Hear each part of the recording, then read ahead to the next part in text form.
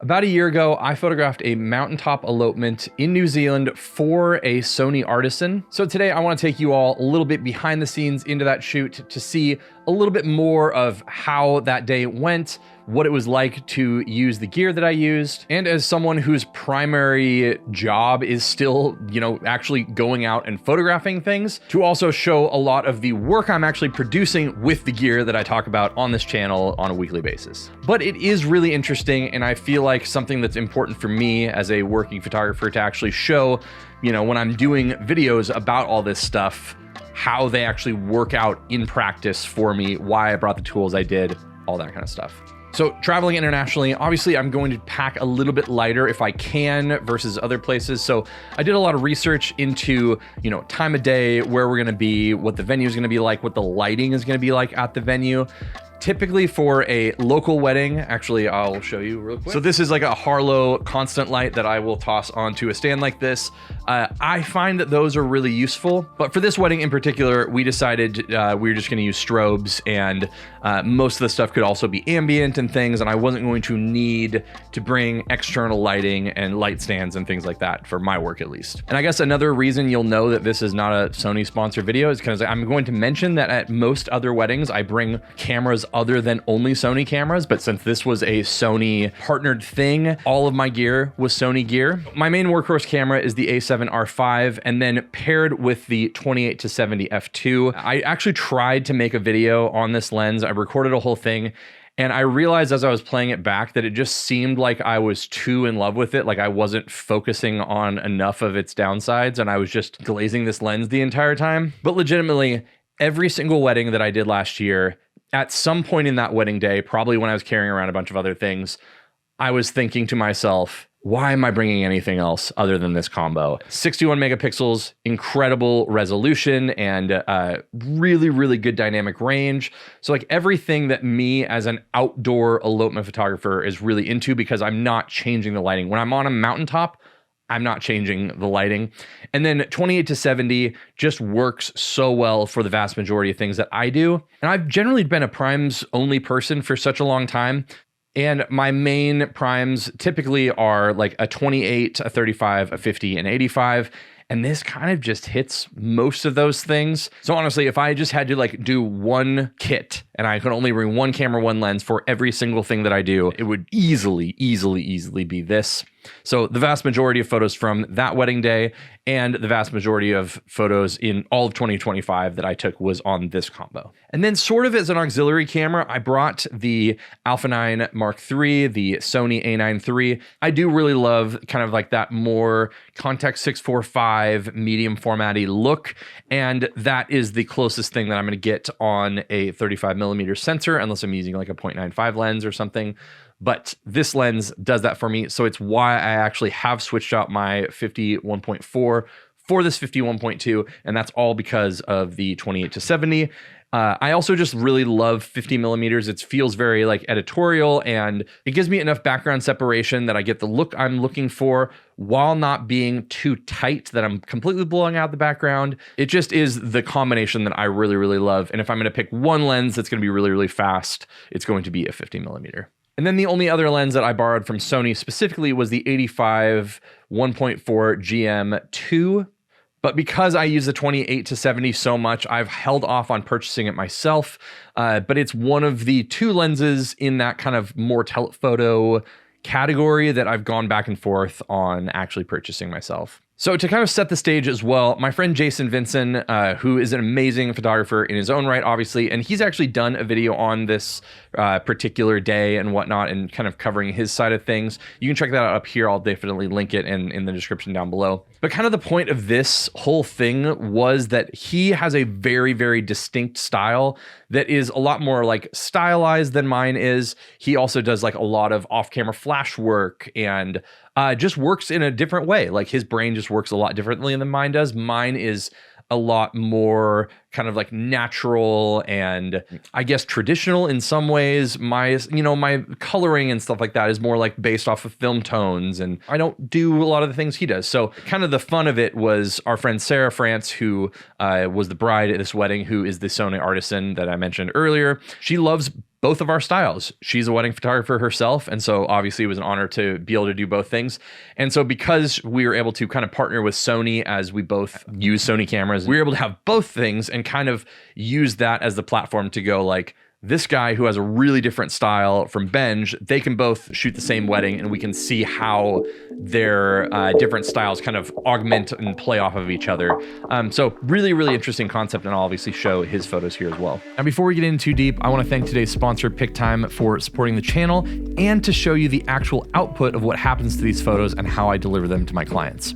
I've been using Pic-Time for years, and every single photo that I've delivered has been through a Pic-Time gallery. And I've been really happy with the product, but their 2.0 update has genuinely changed how I'm delivering these things off to my clients. One of the things I've always trusted about Pic-Time is their general eye and aesthetic, and the galleries now are even more customizable and feel even more editorial. You can choose through custom themes that allow you to change the typography, the layout, the color palette, all in one click, so the experience of receiving the photos actually reflects the quality of photos that were photographed. And for something like a mountaintop elopement in New Zealand, a plain old download link doesn't do it, especially if you're currently using something like Dropbox or Google Drive. The print shop also got a full redesign, real scale previews, cleaner checkout, and because of that, the client has a much better idea of what they might be getting. There's also an AI album builder that pulls directly from your gallery. It curates and selects based on your client's preferences, and then generates a full starting layout. Honestly, the album making process before was such a headache, and this is going to save you a ton of time on the back end. So if you're looking for a much, much better way to deliver your final images, as this is the way that your clients will see them for the first time, check out the link in the description and get yourself a free 30-day trial,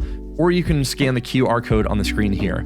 And I'm sure that Pic-Time will be a giant upgrade from your current setup, just like it was for me. So other than being in New Zealand and having a videographer that was also filming some of the behind the scenes for us as well, the day kind of started as normal at an Airbnb where we were going kind of back and forth between Weston the groom and Sara the bride, documenting them getting ready. We then drove to the airport to everyone kind of pile on a series of helicopters. And then Weston is a helicopter pilot, actually. He works for a hospital and is a medevac pilot. So obviously sharing part of that passion of his as part of his wedding was kind of a cool thing for us to be able to incorporate. So we flew the helicopters from the airport, obviously up to the peak, landed there, got out. And one of the things I knew that we were going to have to do is decide exactly where we were going to do the ceremony, specifically based off of how the lighting was going to be at that time. I knew in advance from an app I use called Sunseeker, and there are plenty of others. I've just used Sunseeker for like over a decade now. I knew the exact angle and the direction that the sun was going to be in the sky before I even went there because of the overlay I'd seen. So I generally knew what way the lighting was going to be the best and most even for my couple, but I did try out a few different spots and just kind of see what felt the best and where we would be able to get the best photos and where the guests would be able to stand most comfortably. And we actually picked a spot that is very atypical for that particular location.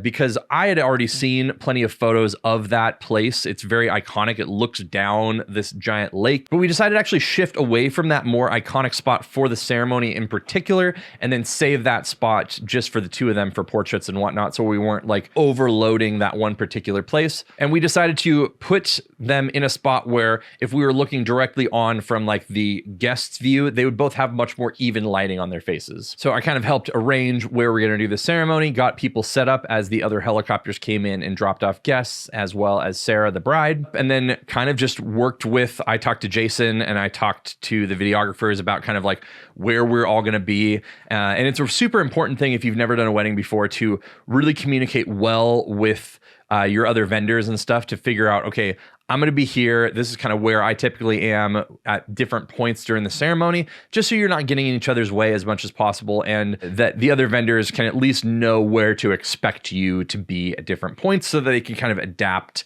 as much as they can beforehand and kind of just, yeah, have a good idea of where you're going to be. So once the ceremony was over, we kind of split up and did different things during that portion. Like I did the more traditional formal groupings and stuff like that. And then we had a kind of short period of time where we're actually able to do the couples portraits. And again, Jason and I were kind of just tag teaming off of like ideas. You can see both of us kind of at different points, like running up to different little hills and stuff like that to try to get different vantage points.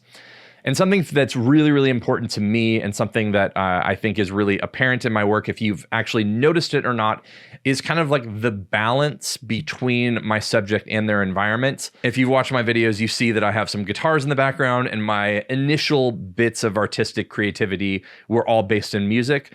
And so the analogy that I've often given is kind of like this idea of a melody and a counter melody kind of working together to actually make something that's even more beautiful than one thing or the other. Like a landscape can be a really cool thing and a portrait can be a really cool thing, but if you can meld those two things together, I think you get a much more interesting photo. And so a big part of mine is going to be set in like its composition and the balance between the different elements that are going on. And then one of the other cool things that we were able to do was that, again, as Weston is a helicopter pilot, a big part of that was trying to incorporate those into the day. And so one of the things we were able to do is talk to one of the helicopter pilots and give him kind of some ideas of what to do, because even when they were taking some of the guests, we had them do a couple little flybys so we could have the helicopters in the background. And then Jason and I obviously tried to kind of work off of each other to get different angles, and so we can maximize the time with those helicopters. Now, one of the things that if you follow me on Instagram, you've seen this plenty of times, is that the Sony A9 Mark III can do up to 120 photos per second, which is just absolutely nuts. But it can also do 60 photos per second unlimited. So one of the things that I did was made sure I had two CF Express Type A cards in this slot so I could just use as many photos as I wanted to. So I had this couple set up on this amazing cliff space, and then had the helicopter actually kind of just bail out away from them. And I was able to do that in 60 frames per second, so I can make like a little animated GIF thing, post on Instagram and stuff. It's pretty interesting. I think they're pretty fascinating. I think he's coming up for one more little thing, right?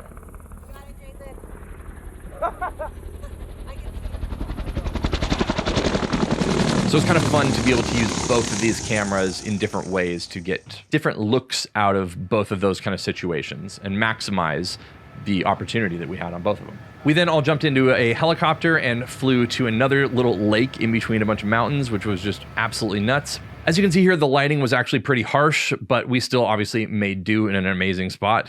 We then took those helicopters and flew back down to the reception. And from there, like, while it was fun, it was a pretty typical reception. Even though it was a smaller group of people, we still had a really fun dance party. And since Jason and I were also friends with the couple and everything, like, obviously we kind of probably got into all of that stuff maybe more than we typically would. And honestly, it was just a really, really fun wedding to both be a part of, and then obviously for me to be able to document through photography, which I absolutely love to do. So if you have any more gear or wedding related questions, feel free to ask them in the comments down below. If you or a friend or a loved one or anybody is also getting married, consider hiring me, because I legitimately love to do weddings. This year is actually my 19th year of doing weddings, which is absolutely crazy to me. But honestly, every time I get to do a wedding, it is legitimately a joy. I know a lot of people out there that really just don't like wedding photography, don't like doing weddings in particular, but I've found such a soft spot in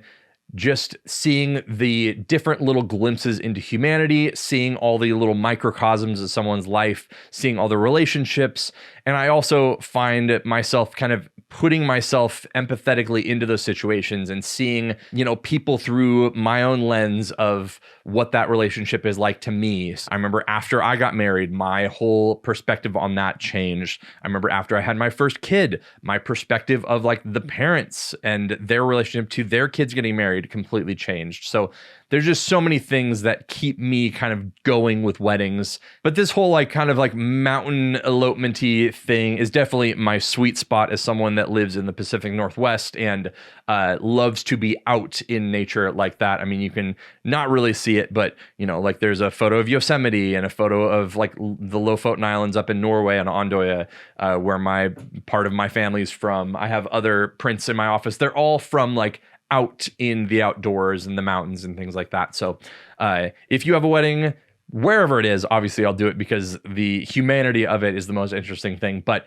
I do love kind of pairing humanity with nature and stuff because that's kind of like my ultimate combo. So like I mentioned, Sony has no idea I'm making this video, but a huge thanks to them for kind of like allowing us to be able to do it, because they definitely sponsored part of it and was the reason that Sarah was able to have two, you know, really, really good photographers at her wedding. You can check out my video on the A9 III up here because a lot of the things from that video were done at this wedding. You can check out Jason's video up here, and I will see you in one of those.